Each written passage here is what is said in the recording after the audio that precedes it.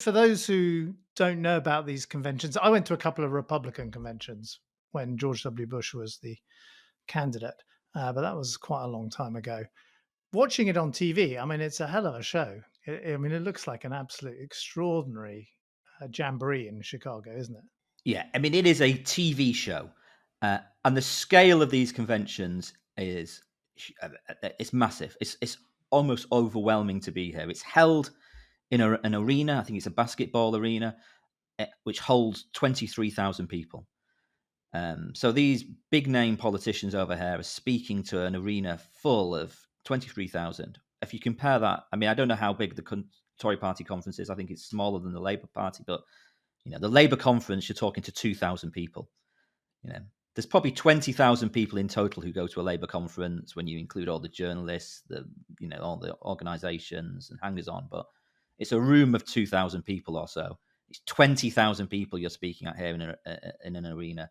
It all takes place at night time, so it's aimed at prime time television, and it is a TV show. We had Stevie Wonder singing last night. We had John Legend. We had Oprah Winfrey. They love the razzmatazz here, and it is like you've got to see it to believe it. Let's listen to a clip of the rapper Lil Jon declaring that the state of Georgia was throwing its delegates behind Kamala Harris. Georgia, how do you cast your vote?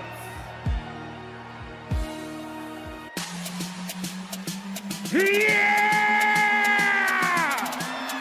Ladies and gentlemen, we are here tonight to officially nominate Kamala Harris for president. Get loud, another round of shots. DAC, turn out for what? But here's something else which is notable. So back in our previous careers, we would now both be thinking about the content of our conference speeches and the big political argument we would want to make. But here, the cabinet ministers, and they don't really have a shadow cabinet, but the cabinet ministers don't make speeches. So there's no speech planned, as far as I'm aware, from the Treasury Secretary making a big economic argument, trying to frame the next election campaign here and make the big economic argument going into that election campaign. And there certainly isn't a sort of parade of ministers and shadow ministers making speeches with policy announcements. I can now announce, or I can tell you today, conference, that the next Labour government will introduce a new policy on bottle tops. There's none of that. It is all. It is smaller, less well-known governors and senators and Congress people all making speeches for the ticket and for Harris. And then you get big name figures like the Obamas, the Clintons, who come on and make big speeches. But there's no sort of policy announcements that you get at a Labour conference or a Conservative conference. And maybe there's a lesson there, about maybe politicians don't always need to have a policy announcement at their conference. Well, I used to always take the view you had to have some policy. The policy announcements had to be strong enough so that the journalists wouldn't get up to all sorts of mischief in the parties on the fringe and write up stories about people attacking the leadership. You had to, the only way to kind of control the media agenda during the party conference was to have big announcements on policy. Although it used to always fall apart on the Tuesday of our conference. I would speak on the Monday, David Cameron would speak on the Wednesday. And on Tuesday was the Mayor of London's speech, and that was Boris Johnson. There was no point having any policy to attempt to blot that out. He would dominate the headlines. But that was the seeds of things to come in the Tory party. Don't you think it's odd for such a vibrant democracy, it feels quite dynastic, these conventions, the Obamas, the Clintons. I mean, they've been giving speeches some of them have been giving speeches to the convention every year for like 15, 20 years. Extraordinary. Not every year, I should say. They come every 4 years. Yeah. I mean, we've also had, I think, one of John F. Kennedy's grandsons doing a speech as well. It's quite amusing. You get some of the speakers will get up, some of the Congress members and so on will get up and say how great it is that Kamala Harris is from a middle class, or what we would think of as a working class background and hasn't been born into privilege. The whole convention erupts in applause. And then the next day we get sort of John F. Kennedy's grandson and the whole convention erupts into applause. And I think the host is the governor of Illinois, who's called Pritzker, and he's he's a billionaire. He's one of the Pritzkers are some of the richest people in America. They own one of the big hotel chains there.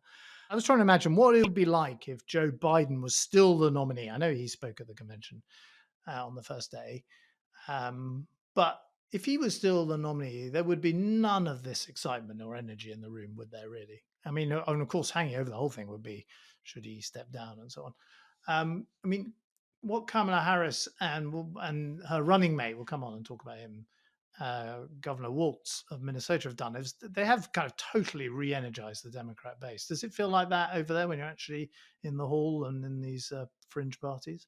Oh yeah, I mean the energy here is immense. I think it's pretty obvious that the American people did not want a rematch of Biden versus Trump. And if you think about it, he's pulled out. It's quite a selfless thing, an unusual thing for a politician to step down in the way in which he did. And as you'd expect, there was extraordinary affection for him in the hall when he spoke on Monday evening. So there is real energy here. And she has, I mean, look, it was only a month ago that he went. It was only a month ago that she was basically, given the nod to be the nominee. And she has rode this wave pretty successfully, I think. She's not put a step wrong. There's a sense that she's modern, that she's contemporary. She's acted with grace. I think she's surprised her opponents. She surprised Trump, who doesn't quite know how to handle her properly. I mean, he was making a bizarre speech the other evening, claiming that he's better looking than her, and saying that she's a sort of, she's sort of communist Kamala and all this sort of stuff. So there's huge energy here. There's huge excitement. There is no question they have mobilized their base. They're getting big money in. They've just announced that they're going to be spending $380 million on digital and TV ads between now and election day, at least $380 million. And this is huge amounts of money that they're spending here. One strategist was telling me expects across the two main parties going to be spent. There's $3 billion is going to get spent. So there's huge energy here. There's huge excitement. My only word of caution would be, almost feels a bit like a victory rally. And this is going to be a really, really close race.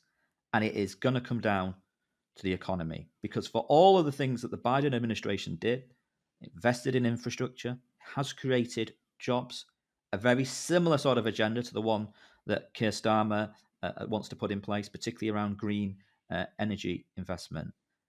Even despite all of that and creating jobs, because of levels of inflation, people have felt worse off, and Trump's numbers on the economy are better than hers. She's catching up, but it's great energy here. How does it play in the kitchen tables of Wisconsin and North Carolina? Because this is going to come down to seven states where these issues of the cost of living, your paycheck, your paycheck being stretched further and further. That's what it's going to come down to in this campaign.